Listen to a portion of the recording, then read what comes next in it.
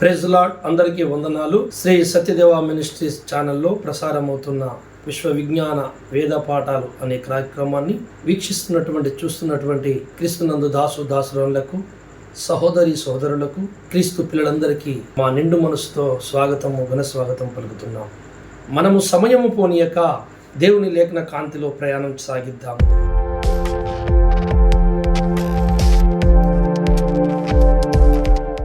నేటి మన ధ్యానం కొరకు 2 పేతురు 2వ అధ్యాయము 7వ వచనాన్ని ధ్యానం చేద్దాం.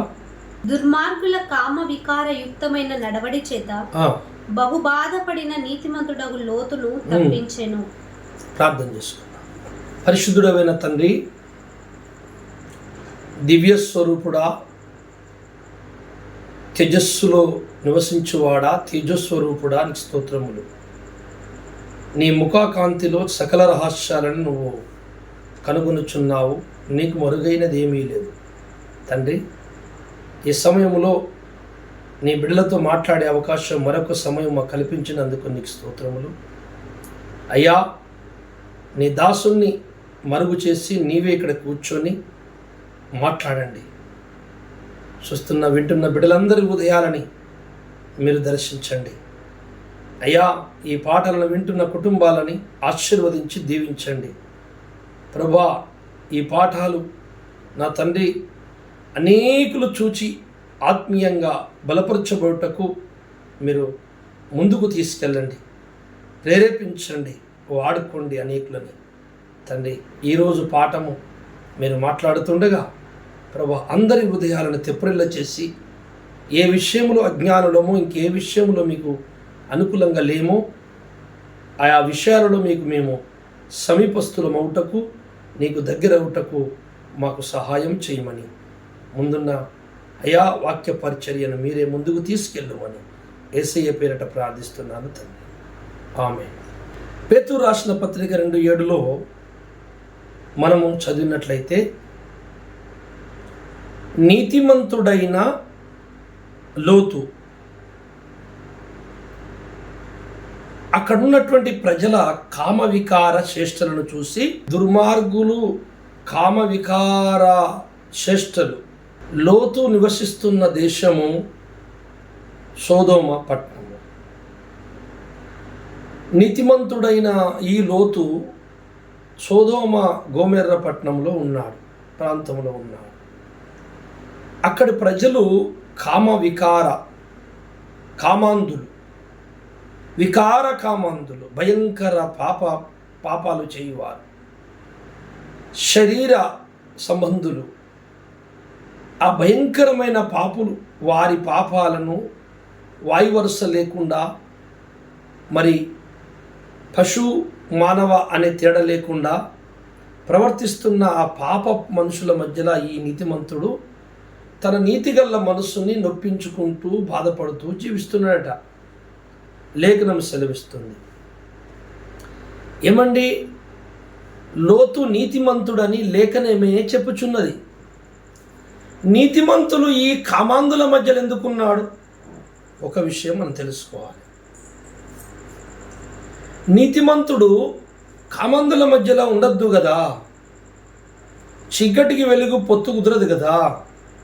అవును, మరి ఈ లోతు అక్కడ స్థిరపడిపోయి ఆస్తులు సంపాదించుకొని వాళ్ళ మధ్యలో ఎందుకు బ్రతుకుతున్నాడు? ఒకటి. రెండవది, నీతిమంతుడని ఆ కామాంధుల మధ్యలో జీవిస్తున్నవాడు నీతిమంతుడని దేవుడు ఎందుకు పిలుస్తున్నాడు? రెండో విషయం ఏంటంటే, ఈ నీతిమంతుడైన అబ్రహామును వదిలిపెట్టి ఎందుకు వచ్చాడు? అబ్రహాముతోనే ఎందుకు ఉండలేకపోయాడు? నీతిమంతుడికి జ్ఞానము లేదా? ఈరోజు ఈ చిన్న విషయాన్ని మనం మీకు ముందుంచి నేను ముగించుకుంటాను. ఈ నీతిమంతుడైన లోతు అని చెప్పుతుంది కదా లేఖనము. ఏమిలరా, అబ్రహాము దేవునికి స్నేహితుడు అని చెప్తుంది. యెషయా గ్రంథము 41వ అధ్యాయము 8వ వచనం. నా సేవకుడవైన ఇశ్రాయేలు, నేను ఏర్పరచుకున్న యాకోబు, నా స్నేహితుడైన అబ్రహాము సంతానమా, బూది గంతముల నుండి నేను పట్టుకుని దాని కొనుల నుండి పిలుచుకొనిన వాడా. నా స్నేహితుడైన అబ్రహాము సంతానమా అంటే అబ్రహాము సంతానం ఇస్సాకు, యాకోబు సంతానం ఇశ్రాయేలు. వాళ్ళని ఏమని పిలుస్తున్నారంటే నా స్నేహితుడైన అబ్రహాము ఉన్నాడు, ఆ అబ్రహాము సంతానం అంటున్నాడు ఆయనని. అబ్రహాము దేవునికి స్నేహితుడు. అబ్రహాము దేవునికి స్నేహితుడైతే మరి లోతు ఎందుకు స్నేహితుడు కాలే? లోతుని మరి స్నేహితుడు కాకపోతే మరి నీతిమంతుడు కావద్దు కదా. మరి నీతిమంతుడు అని పిలుస్తున్నాడు ఏంటి దేవుడు? చాలా జాగ్రత్తగా ఆలోచించాలి కదా. నీతిగా బ్రతికినంత మాత్రాన మనిషి దైవ ప్రణాళికను తెలుసుకున్నవాడని అనుకోకూడదు. అబ్రహాము స్నేహితుడని పిలిచాడు దేవుడు అతను. ఇతడిని నీతిమంతుడు అన్నాడులే, అతడంత స్నేహితుడాట. స్నేహము ప్రేమ ద్వారా పుడుతుంది, ప్రేమ విశ్వాసము ద్వారా కలుగుతుంది, విశ్వాసము అవగాహన ద్వారా కలుగుతుంది. ఇది నా అనుభవంలో నేర్చుకున్న మాట లేదు. కానీ అన్నిటికంటే హై లెవెల్ స్థాయి ఏంటయ్యా అంటే స్నేహం. స్నేహానికి మించినది ఏదీ లేదు సకల జగతిలో. ఒక ఇద్దరు వ్యక్తులు స్నేహితులు అయ్యారంటే దేవుడరా, ఇక వాడు ఒకని కొరకు కూడా ప్రాణం పెట్టేసుకుంటారు. ఇతని గురించి ఇంకొకడు ఎవడన్నా తప్పుగా చెప్తే అస్సలు నమ్మడాడు. ఆడు నమ్ముతున్నాడు అంటే ఇంకా స్నేహం కాలేదు, స్నేహం కుదరలేదు. రైట్. స్నేహము దేని ద్వారా అన్నాను? ప్రేమ దేని ద్వారా అన్నాను? విశ్వాసము దేని ద్వారా కలుగుతుందంటే అవగాహన ద్వారా. అవగాహన అంటే అతని గుణమును, అతని టేస్ట్ను, అభిరుచులను కరెక్ట్గా ఎక్స్పెక్ట్ చేసి అర్థం చేసుకొని, ఓహో వీడు ఈ టైపు వ్యక్తి మనకు సెట్ అవుతాడు, మనలాగా ఉన్నాడు, ఇతడు నాకు నచ్చిండు అని ముందు అవగాహన అనేది ప్రారంభమవుతుంది. ఆ అవగాహన మెల్లగా ఒకరి మీద ఒకరి నమ్మకాన్ని కుదిరిస్తుంది. దాని పేరే విశ్వాసం. ఆ విశ్వాసమే మెల్లమెల్లగా ప్రేమ రూపము దాలుస్తుంది. ఆ ప్రేమనే బలమైన స్నేహంగా రూపుదిద్దుతుంది. అందుకే నా అనుభవంలో మాట అని చెప్పాను. అబ్రహాము దేవునికి స్నేహితుడయ్యాడంటే దిమ్లరా, మొట్టమొదట దేవుణ్ణి అర్థం చేసుకున్నాడు. దాని తర్వాత అతని మీద నమ్మకము కుదిరించుకున్నాడు. విశ్వాసము బలమైపోయింది. తర్వాత అతను తప్ప నాకే దేవుడు లేడు, ఇతడే నావాడని చెప్పి ఆ ప్రేమ పుట్టింది. ఆ ప్రేమే స్నేహమైపోయింది. అందుకే అబ్రహాముకి చెప్పకుండా, నా స్నేహితునికి, నా దాసునికి చెప్పకుండా నేను ఏమైనా చేసేదనా అని దేవుడే దిగి వచ్చాడు అబ్రహాం దగ్గరికి. ఇది అబ్రహాం చరిత్ర. లోతు నీతిమంతుడయ్యాడు అబ్రహాము ద్వారానే. అబ్రహాం యొక్క సోదరుని కొడుకు, అతని ద్వారానే వచ్చాడు. అతనికి డబ్బు, ఆస్తులు, మరి మందలు, పనివాళ్ళు అతనికి ఉన్నారు, ఇతనికి ఉన్నారు. వాళ్ళిద్దరి మధ్యలో ఏం గొడవ రాలేదు, కానీ వాళ్ళ పని వాళ్ళ మధ్యలో గొడవ వచ్చింది. ఈ గొడవలు ఎందుకు బాబు? నీ ఇష్టం వచ్చిన చోటుకు నువ్వు వెళ్ళి ఎటన్నా సైడ్కి, నేను ఒక వైపు వెళ్తా, నువ్వు ఒక వైపు వెళ్ళని ఆ పెద్ద ఆయన అబ్రహాం చెప్పినప్పుడు లోతు కనులెత్తి సొదొమ గొమొర్రా పట్టణాన్ని చూసుకున్నాడట. అది దేవుడు బూడిది చేయకముందు ఏదేను తోట వలె, దేవుని తోట వలె ఉండెను, పచ్చగా ఐగుప్తు రాజ్యం వలె.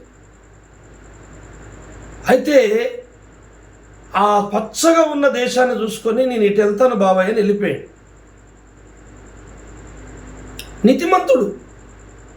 నీతిమంతుడు ఏం చేయనుంటే అసలు అయితే లెక్క ప్రకారంగా, అరే పని వాళ్ళకు కొట్లాడేస్తే కూర్చొని మాట్లాడదాం, నువ్వు పెద్దోని, నువ్వు ఎట్లా చెప్తా అట్లింటా బాబాయ్, మనం విడిపోవడం ఎందుకు, నిన్ను వదిలి నేనెక్కడికి వెళ్తా, నిన్ను పిలిచిన దేవుడే కదా నన్ను బతికిస్తాడు, నువ్వు వెళ్ళిన చోటికే నేను వస్తా అని రూతులాగా, నీ దేవుడే నా దేవుడు, నీ దేశమే నా దేశం, నీ ప్రజలే నా ప్రజలు అని ఎందుకు అనలేకపోయాడు లోతు? మరి అలాంటి వాడు నీతిమంతుడు ఎట్లయ్యాడు? చాలా జాగ్రత్తగా ఆలోచించినట్లయితే లోతుని విమర్శించాలి, లోతుని తప్పు పట్టాలి, లోతుని చిన్నంచనేయాలి, కిందకు దింపేయాలి అన్న దృక్పథముతో నేను చెప్పడం లేదు. నేను సత్యం బోధిస్తున్నాను. స్నేహితులారా, చాలా జాగ్రత్తగా ఆలోచించండి. ఈ చరిత్రలన్నీ బైబిల్లో ఎందుకుంటాయంటే మనకు బుద్ధి కలిగించుటకు, బుద్ధి చెప్పుటకు. అబ్రహాముకు అప్పచెప్పిన కాలములో అబ్రహాముకు అప్పచెప్పిన బాధ్యతను కరెక్ట్గా నెరవేర్చుకుంటూ వచ్చాడు ఆయన. లోతు దాన్ని గుర్తుపట్టలేకపోయాడు. నీతిమంతుడే, మంచివాడే, పాపాత్ముడేం కాదు, దేవునికి ఇష్టడే. దేవునికి ఇష్టమైన వ్యక్తుల్లో రెండు రకాలు చూడండి. అయితే దేవునికి ఏం నష్టం కాదు, వాళ్ళకు నష్టం అవుతుందన్నమాట. ప్రతి మానవుని జీవితానికి ఒక గురి, ఒక లక్ష్యం ఉండాలి. గురి లక్ష్యము లేనటువంటి జీవితము చిరునామా లేని ఉత్తరము లాంటిది. అడ్రస్ లేని లెటర్ రాశాడు ఒక అబ్బాయి స్నేహితుడికి, కానీ దాని మీద అడ్రస్ లేదు. ఎక్కడికి వెళ్తుంది? ఎక్కడికి వెళ్ళదు, అక్కడనే ఉంటుంది. ఒక మాట చెప్పాలంటే ఈ గురిలేని జీవితము, గమ్యము తెలియని ప్రయాణము దారము తెగిపోయిన పతంగి లాంటిది. అది గాలిలో ఎక్కడో తిరిగి తిరిగి తిరిగి ఏ ముళ్ళ కంపం మీదనో చెట్టు మీద కూడా చినిగిపోతుంది. మనిషికి, జీవితానికి, భక్తునికి ముఖ్యంగా ఒక గురి కలిగి ఉండాలి, ఒక దర్శనము కలిగి ఉండాలి, ఒక స్థిరత్వము కలిగి ఉండాలి,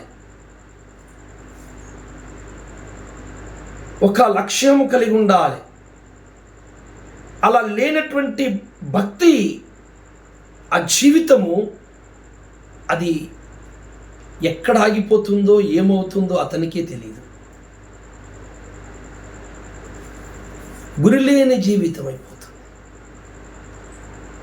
దేవుడు ఈ భూలోకములో భక్తుల చరిత్రలో సృష్టి చేయబడిన మొదలుకొని ఇప్పటి వరకు ప్రతి యుగములో దేవుని పని న్యాయంగా జరుగుతుంది. కానీ ఆ యుగాలలో నివసించేవారు ఆ దేవుని పనిని సద్వినియోగం చేసుకున్న వారే ధన్యులైంది. కాలచక్రము తిరుగుతూనే ఉంటుంది, ఎవరి కోసం ఆగదు.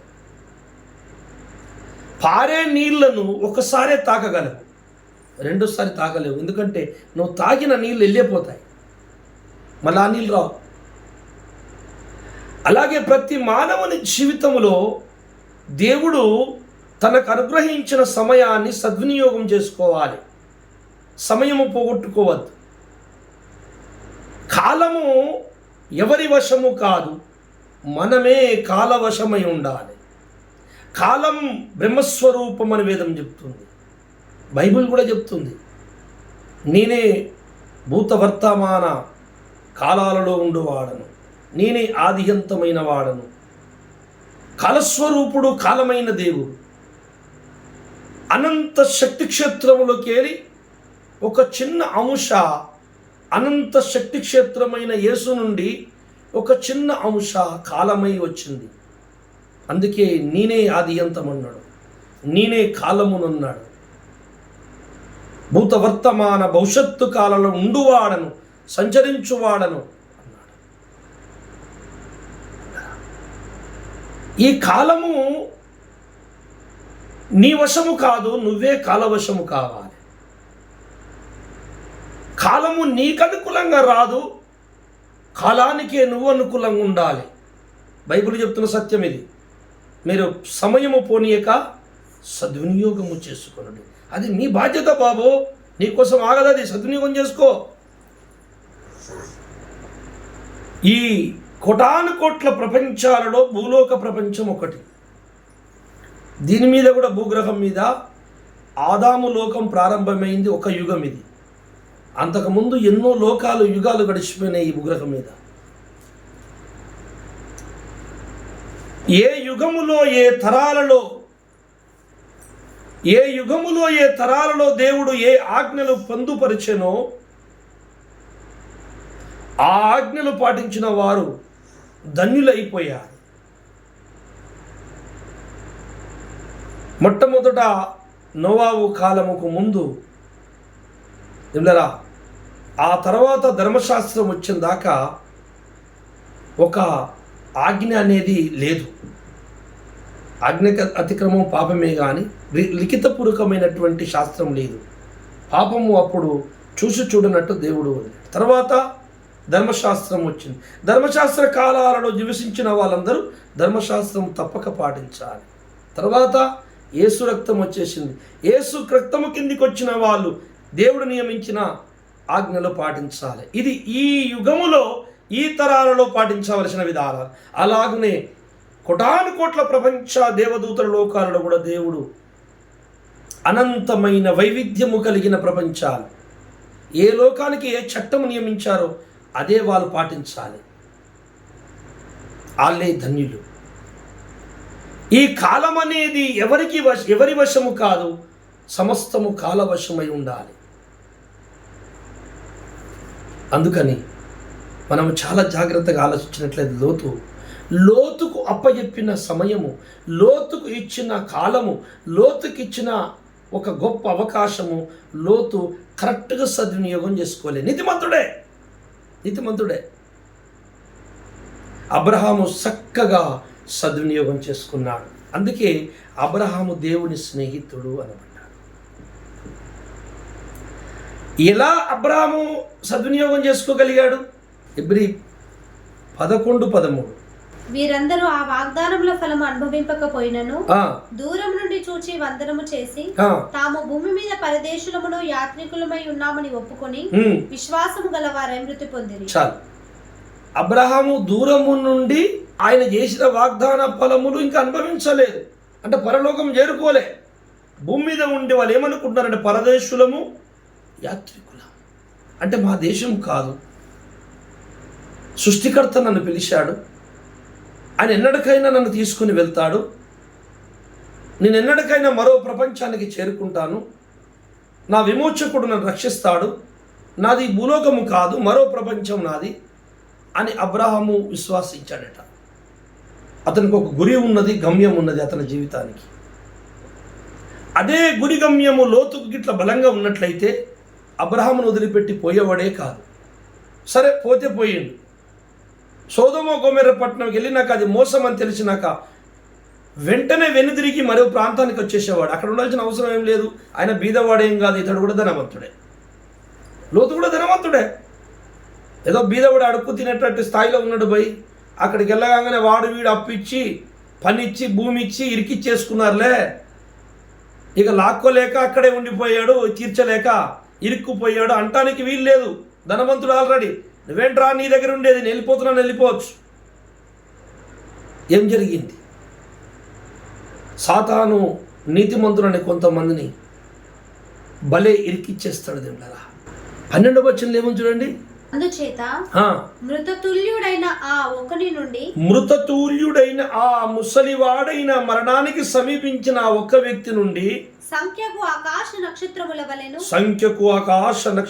వలెను సముద్ర తీరమందర లెక్కింప శక్యము కాని ఇసుక వలెను సంతానము కలిగెను. అబ్రహాం గురించి మాట్లాడుతున్నాడు.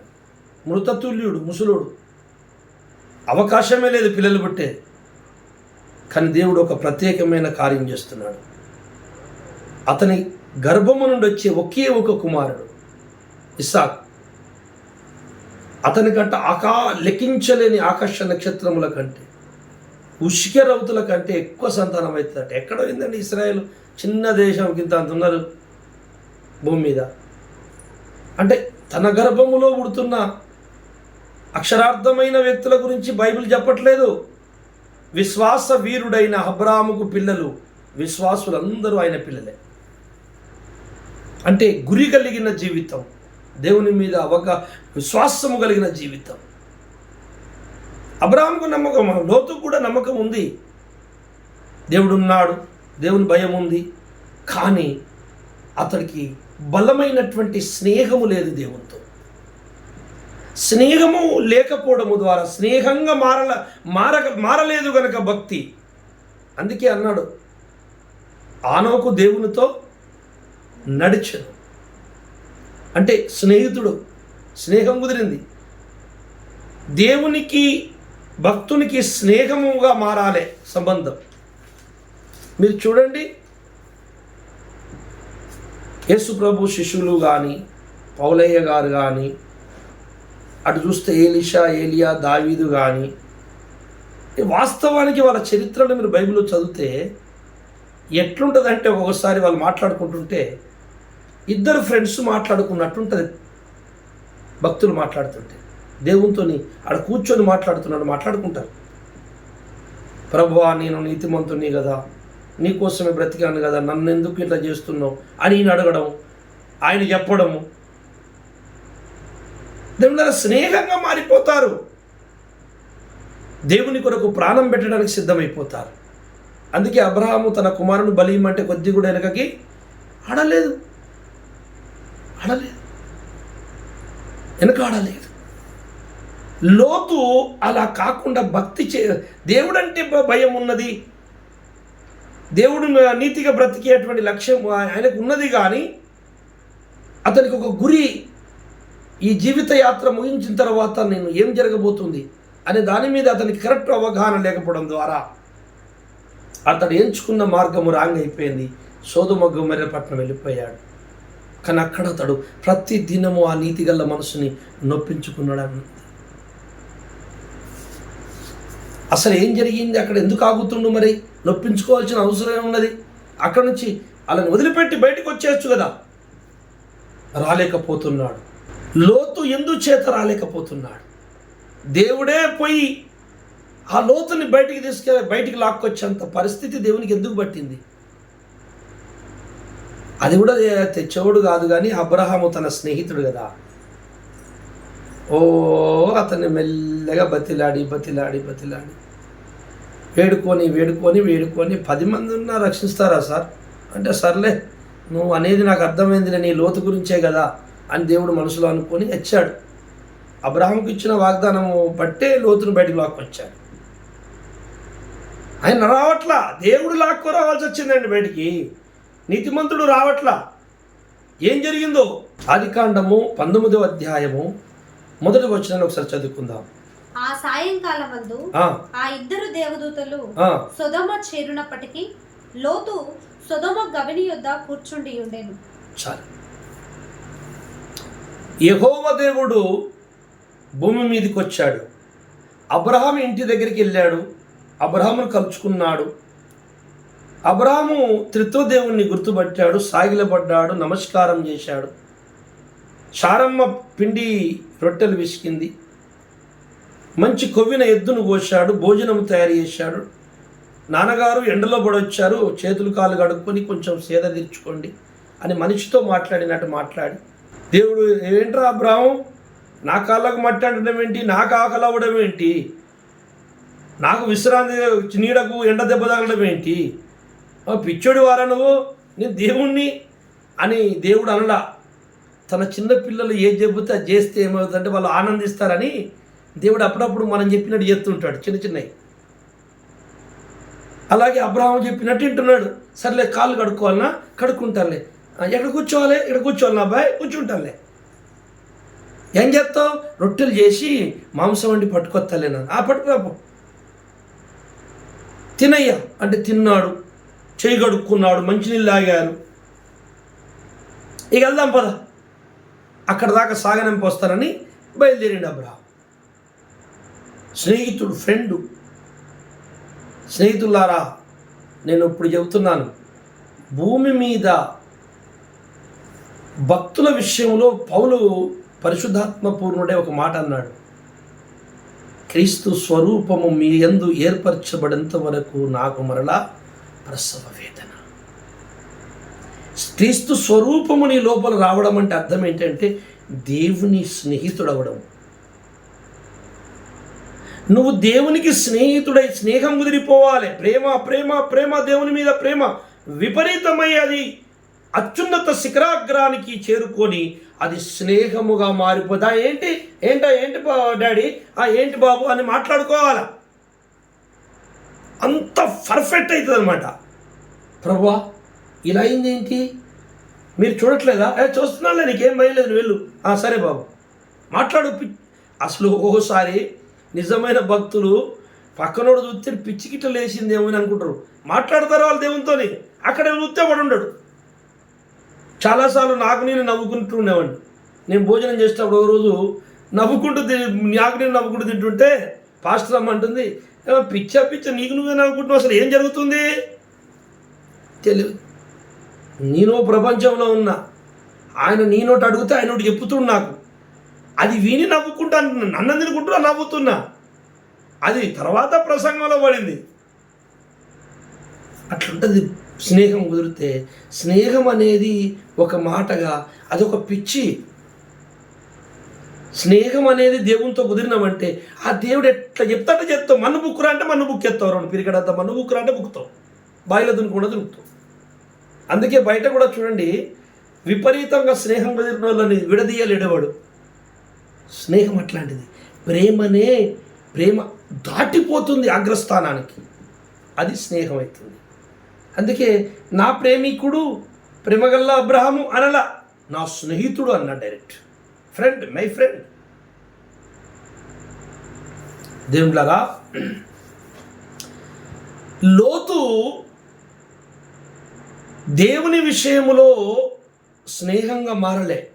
అందుకే లోతు నీతిమంతుడే కానీ సరైనటువంటి గమ్యము ఎంచుకోకుండా దేవునికి వ్యతిరేకమైన దేశంలోకి వెళ్ళి ఇరుక్కపోయాడు. అక్కడికి వెళ్ళి స్థిరపడిపోయాడు. కొద్ది రోజుల్లో వీళ్ళు కామాంధులు, వీళ్ళు మంచివాళ్ళు కాదు, పాపాత్ములు అని తెలుసుకున్నాడు. బయటికి రావద్దా? రాలేకపోయాడు. ఏం జరిగిందంటే అక్కడ చూడండి, పరమాత్ముడైన దేవుడు అబ్రహామును దర్శించి సొదొమ పట్టణానికి ప్రవేశించగానే, ఈ దేవదూతలు బయలుదేరగానే ఆ సొదొమ పట్టణానికి ఒక గవని అనేది, ఎంట్రన్స్ గవని అనేది ఒకటి ఉంటుంది. ఆ ప్రాకారముల పెద్ద గేట్ అన్నమాట. ఆ ప్రాకారానికి గేటు. ఆ ప్రాకారము దగ్గర ఉన్న గేటు, ఆ గవని యొద్ద కొన్ని బురుజులు, కొన్ని రూమ్స్, కొన్ని హాల్స్ ఉంటాయి. అక్కడ ఎప్పటికీ పెద్దలు కుర్చీలు వేసుకుని కూర్చుంటారు ఓ సైడ్కి. గవని యొద్ద ఎందుకు కూర్చుంటారు పెద్దలంటే, ఏ సమస్య వచ్చినా ఊళ్ళో కానీ బయట కానీ ఏ బాధలు వచ్చినా, కొడవలైనా పంచాయతులైనా ముందు గవని యొద్దకు వెళ్తుంది పెద్దల దగ్గరికి. వెళ్ళిన తర్వాత అక్కడ డిస్కస్ అయ్యి అక్కడ ఏదో ఒకటి వారిని నచ్చ చెప్పేసి పెద్దలు వారిని సమాధానపరిచేస్తారు. 90% గవని యొద్దనే పంచాయతీలు దిగిపోతాయి పెద్దల యొద్ద. అక్కడ తెగనియేటువంటి ఏమన్నా ఉంటే అప్పుడు రాజుల దాకా వెళుతుంది. రైట్. ఇప్పుడు గవని యొద్ద ఎవరు కూర్చుంటారు? దేశ పెద్దలు. సామెతల గ్రంథం 31వ అధ్యాయము 23వ వచనం చదవండి. ఆమె పెనిమిటి దేశపు పెద్దలతో కూడా కూర్చుండును, గవని యొద్ద పేరు గొనిన వాడై ఉండును. చాలు. దేశపు పెద్దలు ఎక్కడ కూర్చుంటారు? గవని యొద్ద. పేరు పొందిన వాడట ఆ గవని యొద్ద అతడు. అయితే లోతు ఎక్కడ కూర్చున్నారు? దేవదూతలు వెళ్ళగానే గవని యొద్ద. గవని యొద్ద ఎవరు కూర్చుంటారు? పెద్దలు. ఓ, లోతు ఆ సొదొమ పట్టణానికి పెద్ద మనిషి, ఒక పెద్ద న్యాయాధిపతి లాగా ఎంచుకున్నారు ఆ దేశపోళ్ళు, ఆ కామ వికార పాపులు, ఆ కామాంధులే. కానీ లోతును చూసి, లోతు నీతిని చూసి, లోతు మంచితనాన్ని చూసి, బాబు నువ్వు మా దేశాన్ని విడిచిపోవడానికి వీల్లేదు, నీకు మా దేశంలో మమ్మల్ని తీర్పు తీర్చి మాకు న్యాయం చెప్పేటువంటిగా, మాకు మంచి మాటలు చెప్పేవాడిని పెద్దగా మిమ్మల్ని ఉంచుకుంటామని కొంతమంది పెద్దలు ఆయనను ఆపుకొని ఆయన గవని యొద్ద కూర్చోబెట్టుకుంటున్నారు. అయితే లోతు బయటికి రాలేకపోతున్నాడు. వాళ్ళ బాధ్యతలు కొన్ని ఇతని మీద పెట్టేశారు. ఇది నీ బాధ్యత, నువ్వు చేసి పెట్టాలి, నువ్వు చెయ్యాలి, నువ్వు మోసం చేయొద్దు మమ్మల్ని అని ఆయన అక్కడ ఇరుక్కుపోయాడు. ఆ దేశంలో తన పిల్లలు కూడా అక్కడున్న వారితో సంబంధాలు కలుపుకున్నారు. ఇక చూడండి, లోతుకు బయటికి రాలేకపోతున్నాడు. నచ్చినా నచ్చకపోయినా కానీ తప్పేటట్లేదు. కానీ అలా తప్పుతలేదు. కానీ వాళ్ళ పాపాలు చూసి దుఃఖపడుతున్నాడు. రోజు దినదినము తన నీతిగల మనసును నొప్పించుకుంటున్నాడు. వాళ్ళకు మంచి మాటలే చెబుతున్నాడు. మారేవాళ్ళు మారుతున్నారు, మారనోళ్ళు మారట్లేదు. మళ్ళీ వాళ్ళు అలాగే మారిపోతున్నారు. ఇలా సాగుతుంది లోతు జీవితం. చాలామంది భక్తులు నిజమైనటువంటి లక్ష్యము, నిజమైన గురిని, గమ్యాన్ని దేవుడు చూపిస్తే దేవుడు ఏర్పరిచిన మార్గములో, దేవుడు చూపించిన మార్గములు నిలువరు. చాలామంది వాళ్లకు నచ్చినటువంటి మార్గాలను, ఉద్యోగాలను, వాళ్లకు నచ్చినటువంటి పనులను, వ్యాపారాలను, వాళ్ళకు నచ్చిన వ్యాపారాన్ని, వాళ్ళకు నచ్చిన స్నేహాన్ని, వారికి నచ్చిన పార్ట్నర్స్ని వ్యాపారంలో ఎంచుకొని వాళ్ళ జీవితాలు వాళ్ళ తెలివితోనే గడపడానికి ప్రయత్నం చేస్తారు దేవుని భక్తులు. అలా జరగడం ద్వారా ఏం జరుగుతుందంటే లోతులాగా ఇరుక్కుపోతారు. ఒక అన్యంతోనే నువ్వు పార్ట్నర్షిప్, బిజినెస్ స్టార్ట్ చేసినావు. వినండి ఏం జరుగుద్దో. ఇక ఆ పార్ట్నర్షిప్ కొంత దూరం సాగింది. అన్నిటిలో ఇద్దరికి ఆ వ్యాపారంలో విడదీయరాని బంధం మిగిలిపోయింది. కానీ నీకు నచ్చట్లేదు. అతడిని నచ్చని పూజలు చేస్తున్నాడు, నచ్చని కార్యాలు చేస్తున్నాడు, నిన్ను దుఃఖపెడుతున్నారు. తెంపుకుందామా? అంత జల్దీ దిగేటట్లేదు. ఆ వ్యాపారం నష్టం జరిగేటట్టున్నది. అమ్మో నష్టపోతానేమని మళ్ళీ భయపడుతున్నావు, కంటిన్యూ చేస్తున్నావు. దేవుడారా, అలా అలా అలా ఆ పాపపు ఛాయలు, నీ స్నేహితుని, నీ పార్ట్నర్ యొక్క పాపపు ఛాయలు నిన్ను కూడా ఆవరించేసినాయి. నువ్వు కూడా భక్తిహీనుడు అయిపోయినావు, ప్రార్థన జీవితం కోల్పోయినావు, బైబిల్ చదవడం మానేసినావు, బిజీ బిజీ బిజీ చేసి పడేసాడు సైతాన్. చాలా రోజులకు ఒక పాత స్నేహితుడు వచ్చి, భక్తుడు వచ్చి, అయ్యో యాకోబు అన్నా, ఎలాంటి ఇలా అయిపోయినావు, మంచి ప్రార్థన పరుడు, ఏందన్నా ఇది ఏం చేయాలన్నా, ఫుల్ బిజీ ఉన్నాను వ్యాపారంలో, ఏంటి నెలకు 1,00,000 రూపాయలు లాభం, వదిలిపెట్టుకోవాలన్నా? వదిలిపెట్టుకోలేను. అంత లాభాన్ని వదిలిపెట్టుకుంటానా అని అంటున్నాడు. చాలామంది తింటారా, దేవుడు చూపించిన పెళ్లి చేసుకోరు. దేవుడు అనుకూలపరిచి దేవుడు చూపించిండు, దేవుడు అనుకూలపరిచిండు. చాలామంది ఏమేమో అనుకుంటా ఉంటారు మనసులో. అసలు విషయం చెప్తాను వినండి. దేవుని పరిచర్యకు, దేవుని సువార్తకు, ప్రార్థన చేయుటకు, భక్తిని కొనసాగించుటకు అనుకూలమైన పెళ్లి అంటున్నా నేను.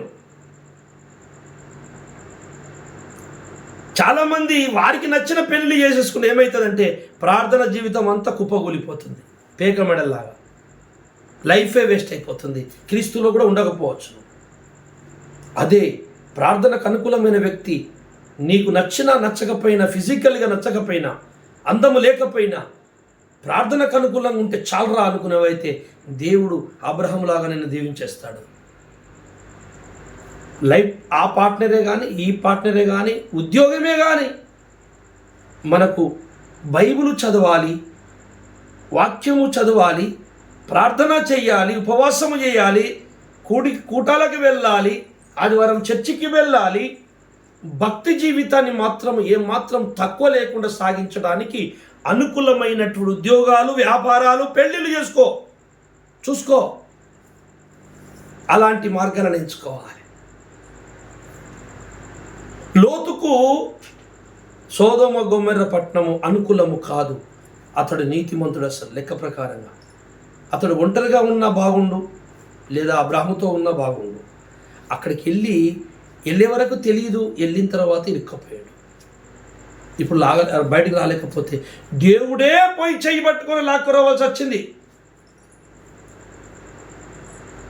వెళ్ళిపోదామంటే చంపేస్తారో ఏమో. ఎరా ఇంతకాలం మా కాడుండి ఇన్ని బాధ్యతలు తెలియదు తల మీద పెట్టేసుకొని మమ్మల్ని కాదని వెళ్తే మేము ఊరుకుంటావా అని అట్లా బాధే. దేవుళ్ళరా, నీతిమంతుడే కానీ ఇరుక్కుపోతారు చాలామంది.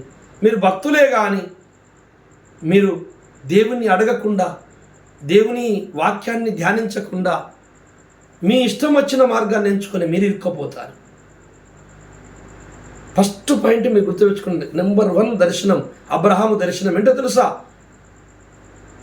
దేవుడు చెప్పినట్టు నేను నడవాలి. అది దర్శనం. వాక్యము చెప్పినట్టు నేను అడుగులేయాలి. వాక్యం ఏం చెప్తుందంటే ప్రతి వారము చర్చికి వెళ్ళి నన్ను సేవించుము, అనేకుల కొరకు కన్నీరు విడిచి నువ్వు ప్రార్థించాలి, పొద్దు మాపు వాక్యము ధ్యానించాలి, నువ్వు దైవం గురించి నువ్వు కొంచెం ఆలోచించాలి. నువ్వు అన్నిటిలో నుండి దశంభాగం ఇస్తున్నావు, సమయంలో కూడా దేవునికి దశంభాగం ఇచ్చి సువార్తకి వెళ్ళాలి. దైవ కార్యాలు చేసుకుంటూ నీ జీవనాన్ని సాగించమని దేవుని దర్శనం భక్తునికి. అసలు ఈ దర్శనాన్ని పక్కగా పెట్టేసి నీ సొంత తెలివితో ఏది ఎంచుకున్నా లోతు ఇరుక్కపోయినట్టు ఇరుక్కపోతావు. చాలామంది దేవుడు లోతులు లాక్కొచ్చినట్టు లాక్కొస్తాడు కొంతమందిని, కానీ చాలామంది రాలేకపోతారు, మొత్తానికే పడిపోతారు. వాళ్ళ ఆ నీతి కూడా లేకుండా పోతుంది. లోతన్న అక్కడుండి కూడా ఇంకా నీతిగా ఉన్నాడు. కొంతమంది అయితే వాళ్ళలో కలిసిపోతారు, లీనమైపోతారు.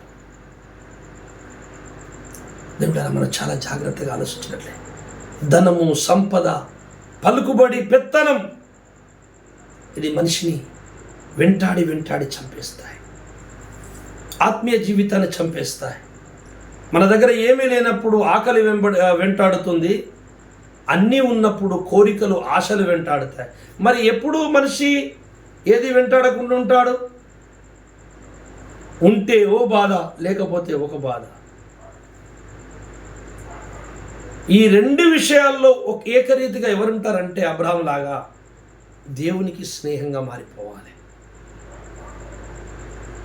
దేవునికి ఆలయంగా మారిపోవాలి. నా కుమారుని దగ్గరికి పోయి ఒక తలంపు ఇచ్చేస్తా, తెల్లారి వరకు ఆ తలంపు నెరవేరుస్తున్నాడు అని అంత నమ్మకం దేవునికి ఉండాలి మన మీద.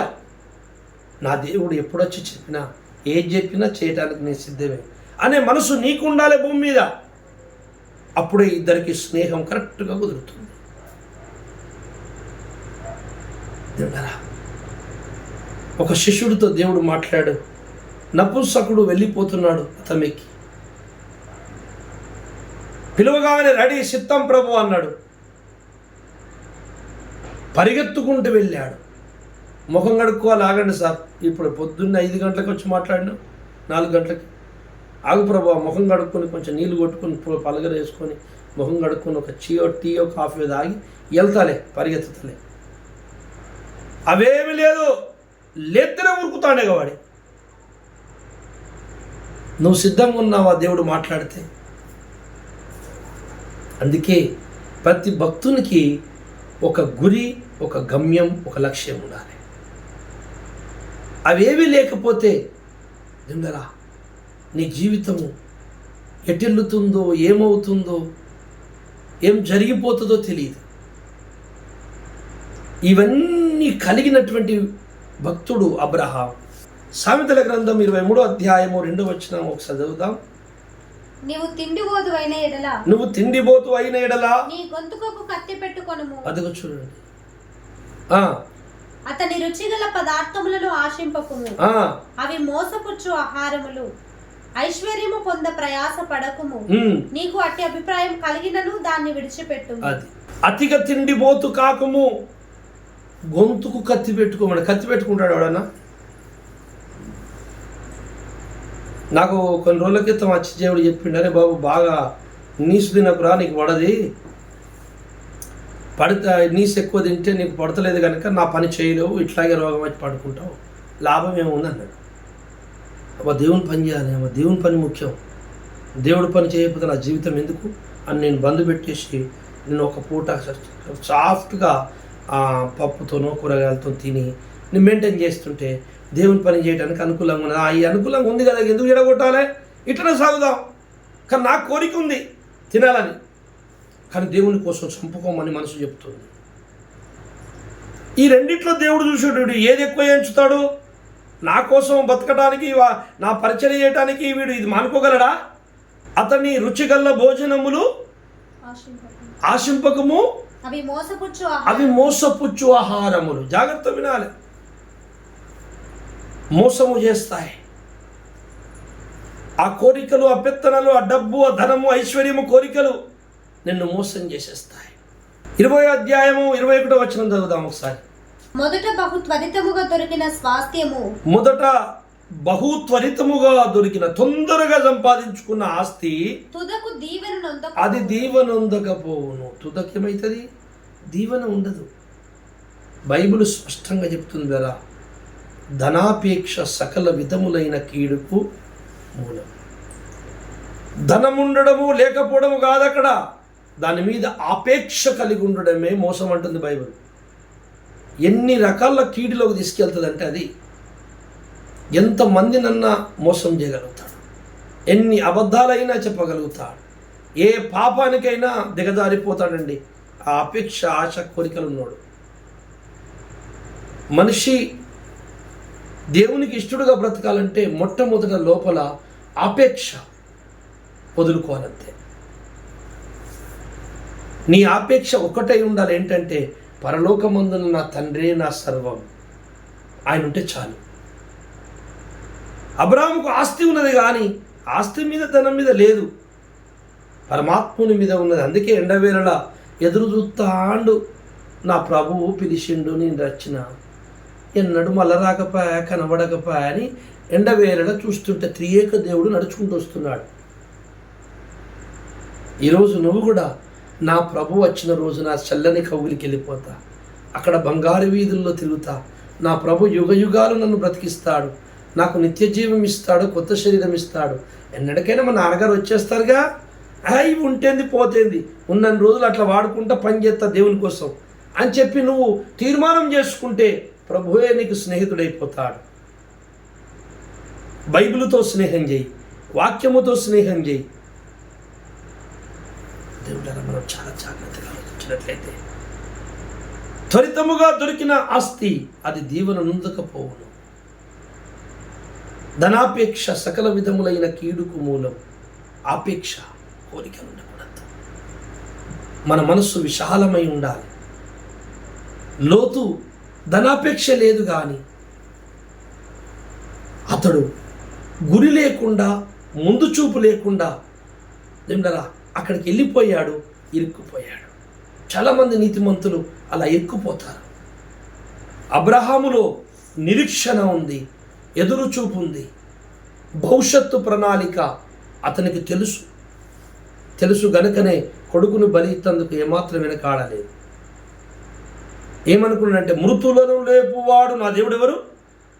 మృతులను లేపువాడు గనుక నా కొడుకును బలిచ్చేసి కాలబెట్టేసి బూడిద దగ్గర కూర్చుంటా. ప్రభువా, నువ్వు చెప్పినట్టు నేనే నా కొడుకును బలిచ్చి బూడిద చేసిన కదా, ఇక నా కొడుకుని బూడిదలోకి వెళ్ళి మళ్ళీ నాకు ఇయ్యని అడుగుతా. అది ఆయన ఆలోచన. చంపేస్తా, బలిచ్చేస్తా, మళ్ళీ నేను అడుక్కుంటా, నాకు ఇత్తవా ఇయ్యవా, నువ్వు ఇత్తనన్నావు కదా, నువ్వు మృతులను లేపెట్టావు కదా, ఇవ్వు అని అడుగుతా. ఇచ్చేస్తాడు నాకు మళ్ళీ నా కొడుకుని లేపి. ఇటు అయ్యకు విధేయున్నైతా, మాట నెరవేర్చునైతా, నా కొడుకుని మళ్ళీ సంపాదించుకుంటా మృతులకి వెళ్ళి మళ్ళీ లేపుతాడు. అంతటి నమ్మకముతో బలిటకు కత్తి మీదకి లేపితే వేసే అన్నాడు, నువ్వు నాకు భయపడుతున్నావు అని నాకు అర్థమైపోయింది లేరా, చాలు కొట్టకన్నాడు. చంపాడు, ఆల్రెడీ చంపేశావు, నువ్వు ఆగిపోను. దేవుడరా, అందుకే అబ్రహాము విశ్వాసము ద్వారా దేవుని స్నేహితుడైపోయాడు. దేవుని మీద విపరీతమైన ప్రేమ పెంచుకోండి, ప్రభు నీ దగ్గరికి వచ్చి మాట్లాడతాడు. దేవుడు అబ్రహాముకి ఇచ్చిన కాలములలో ఆ సమయాన్ని కరెక్ట్గా సద్వినియోగం చేసుకున్నాడు. అబ్రహాము జీవితంలో ఒక అరగంట కూడా వ్యర్థంగా వేస్ట్ చేయలేదు, వృధాగా పోలేదు.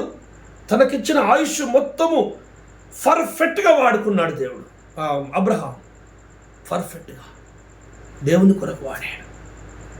ఈరోజు నీకు ఇచ్చిన ఈ కాలంలో నీకు ఇచ్చిన ఆయుష్ నువ్వు వ్యర్థంగా పోనీయక, నువ్వు క్రీస్తునందు వాక్య ప్రకారంగా నీ జీవితం గడిపినట్లయితే అబ్రహాము లాగా నేను స్నేహితుడు అని పిలుస్తాడు దేవుడు.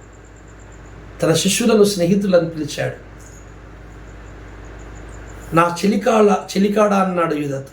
నువ్వు స్నేహితుడే, కానీ మోసగాడైన స్నేహితుడు అయిపోయాడు. చాలా జాగ్రత్త వినాలి. అబ్రహాము లాగా నువ్వు మారాలంటే అబ్రహాముకు ఉన్నటువంటి దూరము చూపు నీకు ఉండాలి. ఎటు మంచిగా అనిపిస్తే లోతులాగా, ఎటు పచ్చ కనపడతాటు వెళ్ళిపోతుంది. ఆలోచించద్దు. నేను పచ్చ కనపడింది లోతుకి, మరి మా బాబాయ్ ఎటు వెళ్తాడు, నేను అటు వెళ్తే అని ఆలోచించలే. నేను వెళ్ళడం ముఖ్యం అని వెళ్ళిపోయాడు. కానీ రాళ్ళు బండలు రప్పలల్లో అబ్రహాము తిరుగుతున్నాడు. ఆ రాళ్ళల్లో ఆహారం భోజనం పెట్టాడు, తన పశువులకు మేత పెట్టాడు దేవుడు నమ్మకస్తుడు. అబ్రహాము ఎక్కడ తవ్వితే అక్కడ నీళ్లు పడ్డాయి. తన సంతానమైన అబ్రహాము యాకోబు ఇస్సాకులు కూడా తవ్వితే వారికి నీళ్లు పడ్డాయి. అదే వేరే వాళ్ళు తవ్వితే పళ్ళే నీళ్లు.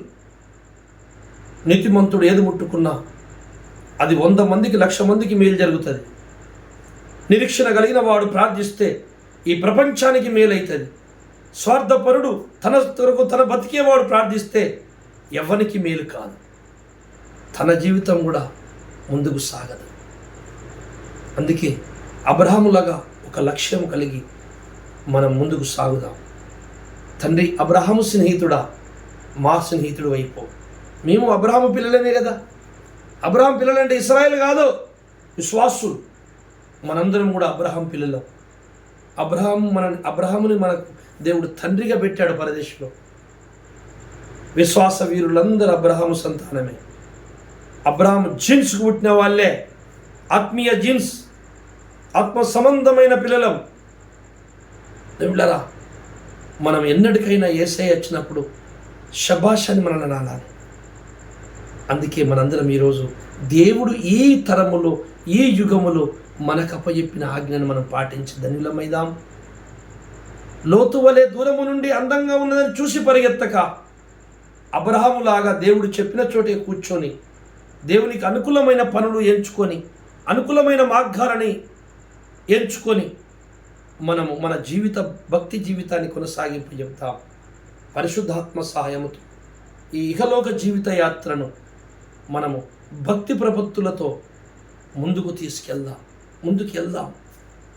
అప్పుడు ఆ పూజ్యుడు, ఆరాధ్యుడు, అగోచరుడు, పరత్పరుడైన దేవుడు నీకు స్నేహితుడైపోతాడు, నన్నందరికీ స్నేహితుడైపోతాడు.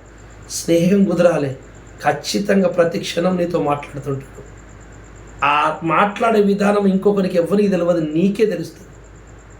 ఇంకొకరికి ఏమో వెరితంగా కనబడుతుంది, కానీ నీకేమో అది మరో ప్రపంచం, ఆనందం, ఓ గొప్ప విషయం. తలంపులతో, ఆలోచనలతో, కలలతో, మనుషులతో, వాక్యముతో, పరిస్థితులతో, శ్రమలతో మాట్లాడతాడు, కష్టాలతో మాట్లాడతాడు, కరువులతో మాట్లాడతాడు, రోగాలతో మాట్లాడతాడు, కలలో మాట్లాడతాడు, తలంపులతో మాట్లాడతాడు. చాలా రూట్స్ ఉన్నాయి అతను నీతో మాట్లాడే రూట్స్.